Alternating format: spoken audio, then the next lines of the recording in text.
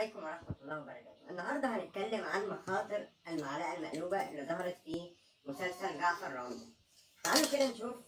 أنا ماسك المعلقة وبحط السكر، طبعا مش هحط السكر كده، أنا بحط السكر كده عادي. فأنا بحط السكر في الكوباية أو الفنجان الشاي، بحط بالطريقة دي. فأنا طبيعي إن أنا ماسك المعلقة هنا من هنا. لما أجي أقلب بقى بمسك المعلقة من هنا، والمكان اللي أنا كنت ماسك بيه المعلقة بيبقى جوه الكوباية.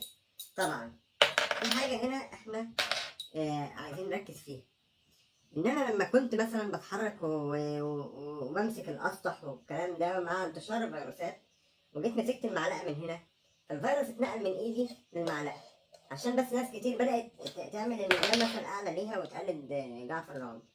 فانا لما مسكت اي سطح كده وبعدين مسكت المعلقة من هنا وحطيت السكر وجيت قلبت المعلقة، فالفيروس هنا نزل جوه الكوباية. يا ريت يا جماعه محدش يعمل الحركه دي، لان الموضوع ده بيبدا ينقل كل الفيروسات لجميع الاماكن. وسلام بقى لو انت بتشرب الكلام ده في كافيه، وصاحبك الناس اللي شغاله في الكافيه لما جه يعمل لك الشاي عمله بالطريقه دي، فانت بدل ما انت تشرب الشاي هتشرب ميه فيروسات. فمحدش يقلده يا جماعه، يا ريت، عشان نحافظ على صحتنا. جعفر العمدة ضار جدا بالصحه.